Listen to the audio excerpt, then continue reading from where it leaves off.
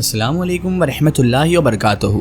नाज़रीन मोहतरम, आज की इस वीडियो में हम आपके लिए लेकर आए हैं खलीफतुल मुस्लिमीन अमीरुल मोमिनीन हज़रत उस्मान बिन अफ़्फ़ान रदियल्लाहु ताला अन्हु की शहादत का वाक़िया कि आखिर इस्लाम के तीसरे खलीफा हज़रत उस्मान बिन अफ़्फ़ान रदियल्लाहु ताला अन्हु को इतनी बेदर्दी से क्यों शहीद किया गया और आखिर इनकी शहादत में कौन कौन शामिल था। वैसे तो ये सब रिवायतें कमज़ोर मालूम होती हैं, लेकिन फिर भी जिनका नाम तारीख़ के सफ़ों में लिखा हुआ है हम आपको वो आज पेश करने जा रहे हैं। तो आप सब इतने से गुजारिश है कि इस वीडियो को आखिर तक ज़रूर देखें और अगर अभी तक आपने हमारे चैनल को सब्सक्राइब नहीं किया है तो उसे भी सब्सक्राइब कर दीजिए और पास में दिए गए बेल आइकन को भी क्लिक कर दीजिए ताकि हमारे वीडियो की नोटिफिकेशन आप सब तक पहुँचती रहे।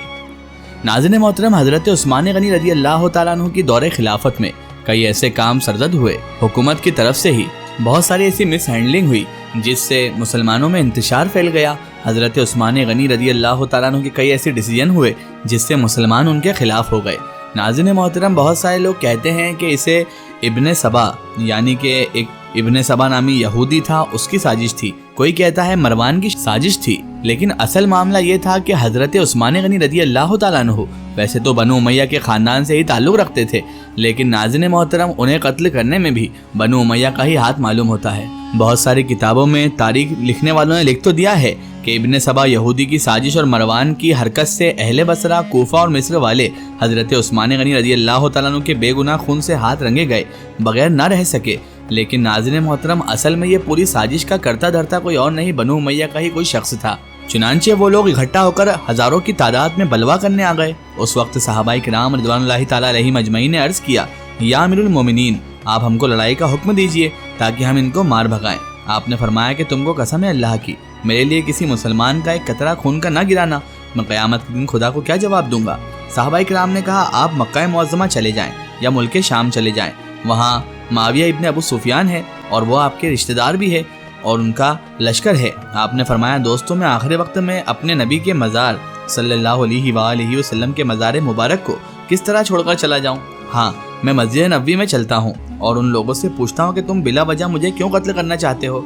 चुनांचे आप तशरीफ़ ले गए और उन बलवाइयों से खिताब फरमाया कि ऐ मिस्री, तुम मुझको क्यों कत्ल करते हो, मेरी उम्र थोड़ी सी रह गई है, मैं खुद ब खुद इंतकाल कर जाऊँगा। कसम है खुदा की, जब कभी लोगों ने किसी नबी को नाहक कत्ल किया तो हज़ारा आदमी उस नबी के बदले में कत्ल हुए। मैं खलीफा सैयदुल मुरसलीन हूँ, मेरे बदले में 80,000 कत्ल होंगे। अगर मुसलमान मेरे कातिलों से बदला न लेंगे तो आसमान से अल्लाह ताला पत्थर बरसा कर मेरे कातिलों को हलाक कर देगा। अब नाज़रीन मोहतरम, इस रिवायत में काफ़ी इख्तिलाफ भी मिलता है। आगे हज़रत उस्मान फरमाते हैं, देखो ऐसा ना करना, खुदा की कसम इस वक्त तो तुम मेरी मौत चाहते हो और मेरे कत्ल होने के बाद यूँ तमन्ना करोगे काश उस्मान की एक एक सांस एक एक बरस के बराबर उम्र का होता। उस वक्त एक बलवाई ने आपके हाथ का असा जो हुजूर नबी करीम सल्लल्लाहु अलैहि वसल्लम का तबर्रुक था, उस्मान गनी रज़ियल्लाहु ताला अन्हु के हाथ से छीनकर अपने घुटने पर रखकर तोड़ डाला। अल्लाहु अकबर। फौरन उसके घुटने में एक फोड़ा पैदा हुआ और शाम तक उसका सारा बदन गल गया और वो मर गया।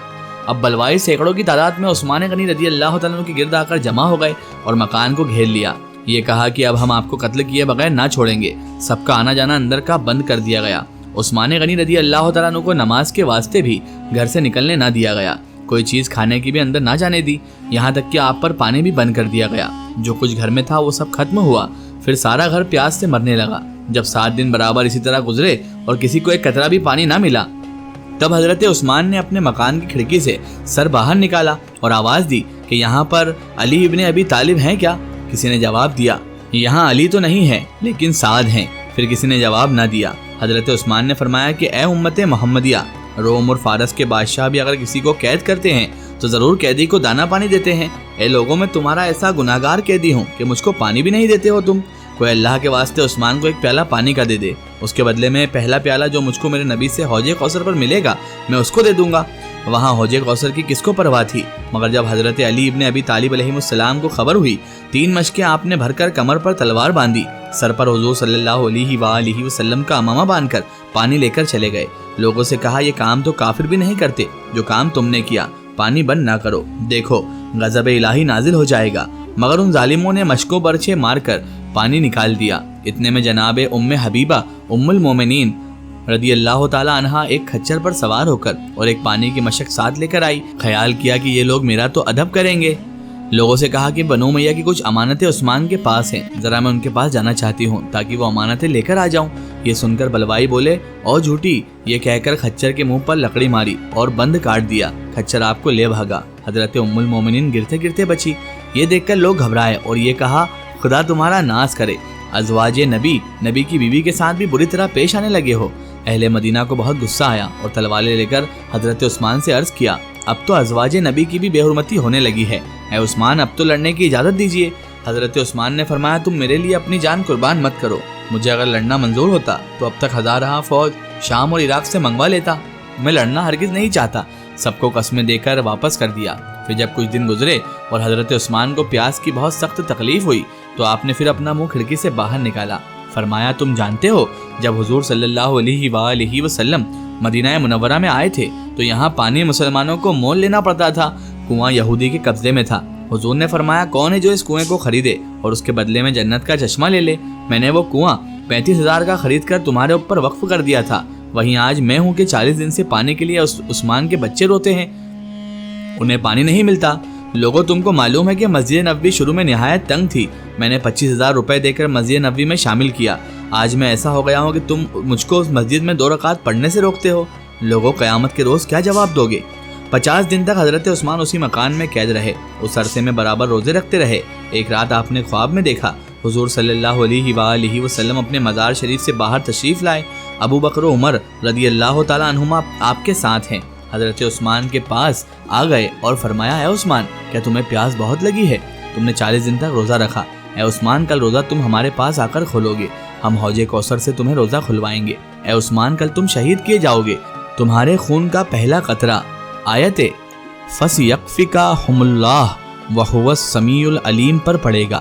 یہ خواب دیکھ کر حضرت عثمان نے اپنے مکان کا دروازہ کھول دیا اور فرمایا آنے دو، آج تو میری دعوت حضور نبی کریم صلی اللہ علیہ وآلہ وسلم حوض کوثر پر کر گئے ہیں۔ دروازہ کھلتے ہی بلوائی اندر گھسائے، اس خیال سے کہ کوئی دروازہ پھر بند نہ کر دے، کیواڑوں میں آگ لگا دی۔ دروازے کے اوپر چھپر پڑا تھا، اس کو بھی آگ لگ گئی۔ گھر والے گھبرا گئے، مگر حضرت عثمان اس وقت نماز پڑھتے تھے اور سورہ طٰہٰ شروع کی تھی۔ گھر میں آگ لگ رہی تھی مگر جناب کی نماز یا قرات میں ذرا بھی فرق یا لکنت نہیں آئی تھی، یہاں تک کہ نماز سے آپ فارغ ہوئے، قرآن منگایا، کھولا، سامنے رکھا، وہی آیت نکلی۔ ایک آدمی آپ کے قتل کے ارادے سے آپ کے پاس آیا، آپ نے فرمایا تو مجھ کو قتل نہ کر، کیونکہ نبی علیہ السلام نے تیرے لیے دعا کی تھی کہ اللہ تجھ کو عثمان کے خون میں ہاتھ رنگنے سے بچائے، کیا تو میرے نبی کی دعا کے خلاف کرے گا؟ اس شخص کو یہ بات سنتے ہی پسینہ آ گیا اور شرمندہ ہو کر وہ گھر سے نکل گیا۔ حضرت عبداللہ بن سلام رضی اللہ تعالیٰ عنہ اس موقع پر آئے اور فرمایا ظالموں خبردار، عثمان کا خون نہ کرو، دیکھو اللہ تعالیٰ ایک عثمان کے بدلے میں 80,000 کو قتل کرے گا۔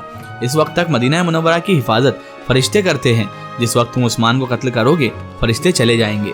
ایک ظالم بولا او یہودی بچے، تو کیا جانے، جا اپنا کام کر۔ حضرت عثمان نے فرمایا کہ تم صبر کرو۔ اتنے میں ایک شخص آیا اور کہنے لگا او عثمان تو کس دین پر ہے؟ آپ نے فرمایا میں دین محمدی پر ہوں۔ اس نے بڑے زور سے آپ کا گلا گھونٹا، پھر ایک ظالم آپ کے پاس آیا اور آپ کے چہرے پر تماچے مارے، تلوار آپ کی جانب اٹھائی، آپ نے ہاتھ سے تلوار کو روکا، ہاتھ کٹ گیا۔ فرمایا یہ وہ ہاتھ تھا جو وہی لکھا کرتا تھا، آج یہ راہ مولا میں کٹا ہے۔